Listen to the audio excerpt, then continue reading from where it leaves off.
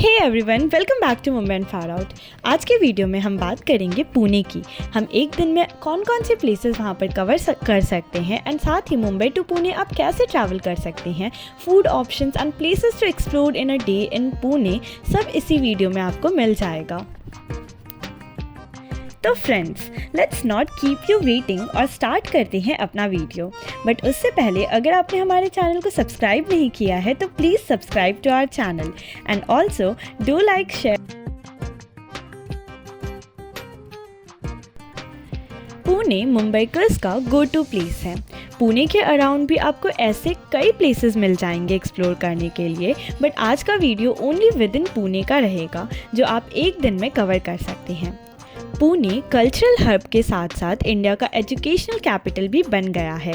इसका रीज़न यही है कि यहाँ पर बहुत सारी यूनिवर्सिटीज़ है, जिस वजह से अब ये एक यूथ हब के नाम से जाना जाता है।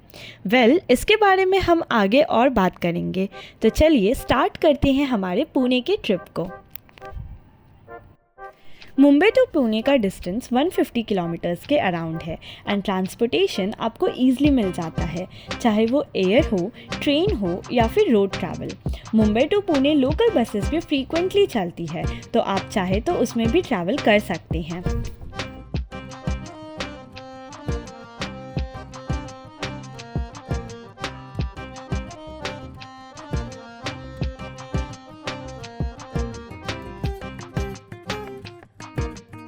हमने मुंबई से सुबह 5:40 की इंद्रायणी SF एक्सप्रेस ट्रेन ली, जो CST स्टेशन से स्टार्ट होती है एंड पुणे रेलवे स्टेशन आपको 9:05 AM पर ड्रॉप करती है। सो ट्रेन में total time around 3 hours 25 minutes का था।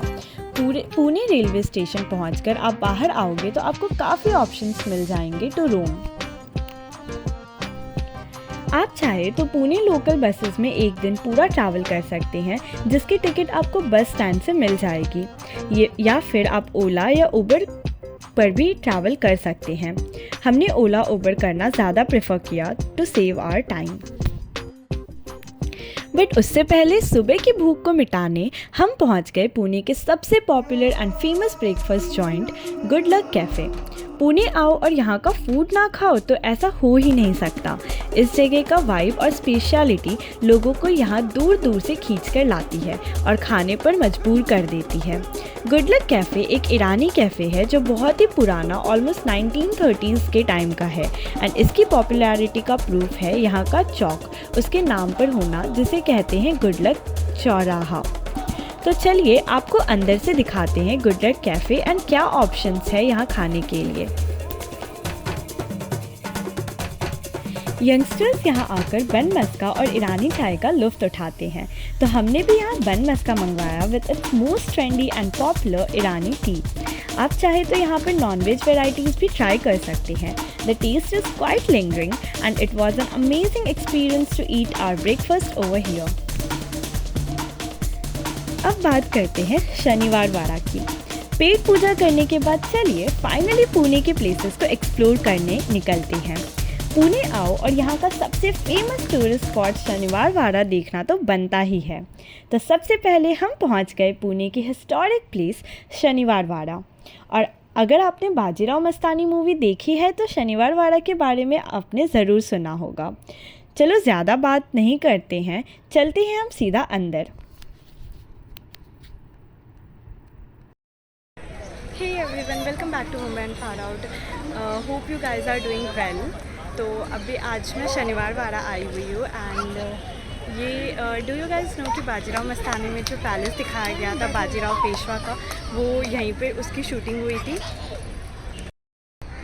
शनिवार वाड़ा जो है वो एक फोर्टिफिकेशन है, मींस एक पैलेस है जो कि पुणे सिटी में है एंड इसको पेशवास के द्वारा बनवाया गया था ऑफ मराठा एम्पायर।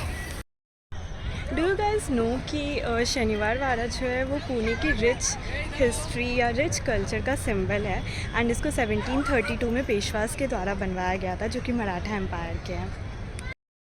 शनिवार वाड़ा में दोनों ही इन्फ्लुएंस के आर्किटेक्चर्स किए हुए, मुग़ल एंड इंडियन, एंड यहाँ पर 5 मेन गेट्स हैं, जिसमें से मेन गेट को दिल्ली दरवाज़ा कहा जाता है।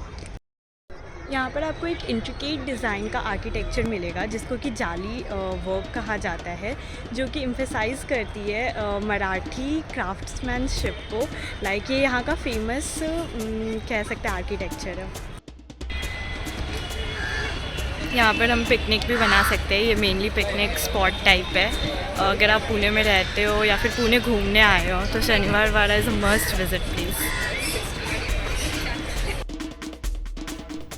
शनिवार वाड़ा में एंट्री टिकट कॉस्ट है ₹25 for Indians and ₹300 for foreigners. फिर वो आपको वहाँ से टोकन देते हैं। शनिवार वाड़ा के टाइमिंग्स हैं मॉर्निंग 9:30 से इवनिंग के 5 PM तक। यहाँ पर एंटर करते ही आपको एक रॉयल से फील तो बिल्कुल आएगी, बट अभी ये काफ़ी डिस्ट्रक्टिव हो गया है। इट्स बिकॉज 18th और 19th सेंचुरी में इस पर काफ़ी अटैक्स हुए थे, बट इस प्लेस की हिस्टोरिक इम्पोर्टेंस बहुत ही ज़्यादा है। डगरू सेठ गणेश टेम्पल। डगरू सेठ गणेश टेम्पल शनिवार वाड़ा से ऑलमोस्ट 500 मीटर्स की डिस्टेंस पर ही है, तो आप शनिवार वाड़ा के बाद सीधा यहाँ विजिट कर सकते हैं। इस टेम्पल की इम्पोर्टेंस पुणेकर्स में बहुत है। इट्स अ पॉपुलर टेम्पल जो पुणे के 1 डे ट्रिप में मस्ट विजिट है। टेम्पल में एंटर करते ही आपको सिक्योरिटी चेक इन करना पड़ेगा, आप बैग सबमिट करना होगा। आप वहां से भगवान को अर्पण करने के लिए पूजा की सामग्री भी ले सकते हैं। डगरू सेठ टेम्पल के अंदर फोटोग्राफी स्ट्रिक्टली प्रोहिबिटेड है, सो मैं आपको अंदर के शॉट्स तो नहीं दिखा पाऊंगी, बट हाँ, बाहर से आपको ज़रूर इसका व्यू देखने को मिल सकता है। मंदिर में अंदर दर्शन करके सच में डिवाइन फीलिंग आ जाती है। सच में गणेश जी की मूर्ति बहुत ही सुंदर थी और काश मैं आपको इस वीडियो में वो बता पाती, पर कोई नहीं, उसे देखने के लिए आपको खुद ही पुणे की ट्रिप प्लान करनी होगी।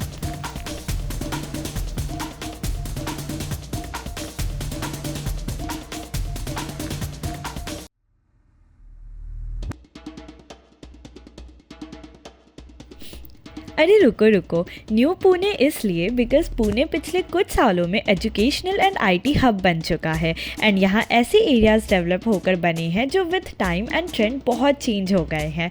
मैं पुणे घूमने काफ़ी सालों पहले आई थी, तो पुणे के इस पार्ट को मैं ज़्यादा एक्सप्लोर नहीं कर पाई थी। Magarpatta city. New Pune city में सबसे पहले हम गए थे मगरपट्टा सिटी। ये एक प्राइवेटली ओन्ड कम्युनिटी है जो 450 एकर्स ऑफ लैंड पर स्प्रेड है और इसका कंस्ट्रक्शन अराउंड ईयर 2000 में स्टार्ट हुआ था एंड टिल डेट कोई ना कोई न्यू डेवलपमेंट यहाँ देखने को मिलता ही रहता है।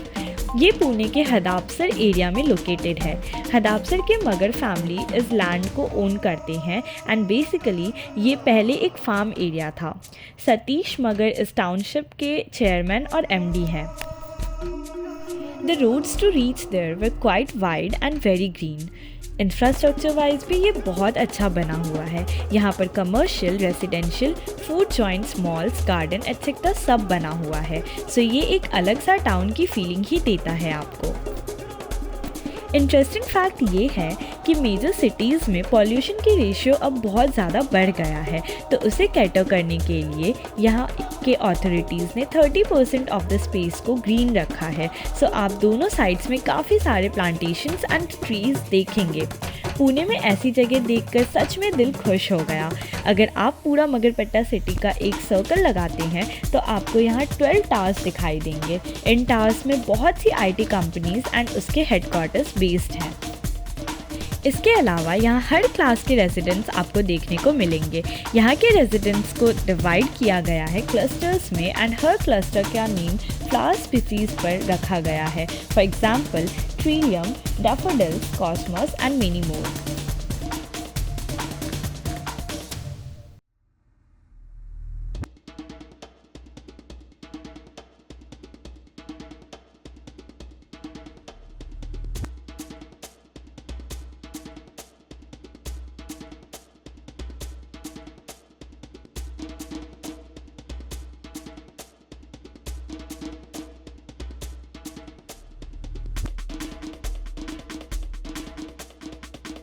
मगरपट्टा सिटी घूमने के बाद हम अपने नेक्स्ट डेस्टिनेशन की तरफ गए, जो यूथ के लिए one of the best places to visit है if they are looking to pursue their grades. ये है पुणे की फेमस न्यू जनरेशन यूनिवर्सिटी जिसका नाम है MIT इंस्टीट्यूट ऑफ डिज़ाइन। ये यूनिवर्सिटी हदासपुर के पास में ही है, जो हमने सोचा कि इस यूनिवर्सिटी को डेफिनेटली विज़िट करना ही चाहिए। यूनिवर्सिटी का कैंपस उसके डिज़ाइन एंड इनोवेशन के लिए फेमस है। यहाँ डिज़ाइनिंग के अलावा आपको meditation, spiritual connect, physical activity etcetera जैसी कई और चीज़ें करने को मिलेगी।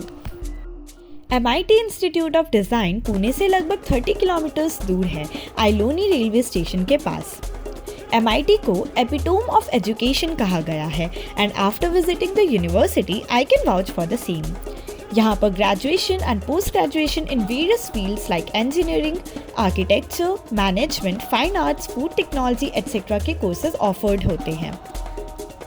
यूनिवर्सिटी में डिफरेंट डिपार्टमेंट्स हैं एंड उनकी अलग अलग बिल्डिंग्स बनी हुई है। यूनिवर्सिटी कैंपस बहुत बड़ा है एंड वहाँ की कुछ फैकल्टीज़ प्लस स्टूडेंट्स से बात करने के हमें मौका भी मिला and how they highly talked about the university आप खुद देख सकते हैं। टाइम की कमी होने की वजह से हम फुल MIT कैंपस को नहीं विजिट कर सके, बट मेजॉरिटी हमने कवर किया। एमेनोरा मॉल, फिर उसके बाद हम हमारी आज की लास्ट डेस्टिनेशन जो कि पुणे के सबसे beautiful and most popular mall की है, एमेनोरा मॉल, वो विज़िट करने निकले। ये मॉल भी हदासपुर के पास ही है, तो चलिए चलते हैं मॉल की तरफ।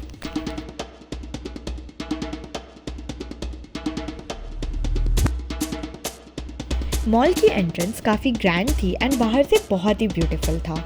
एंट्रेंस के शॉट्स मैं अटैच कर रही हूँ तो आपको इसकी वाइब का पता चल जाएगा। एंटर करते ही आपको एस्केलेटर मिलेगा।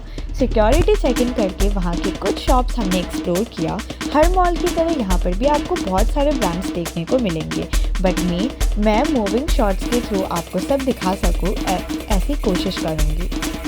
मॉल का लॉबी एरिया काफ़ी बड़ा था, तो during rush and crowded times वो इतना कंजस्टेड नहीं लगेगा।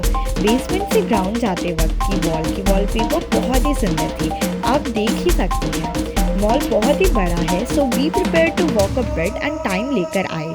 आपको अजॉर्टे, वेस्ट साइड, स्टारबक्स जैसे शॉप्स ग्राउंड फ्लोर पे ही दिख जाएंगे।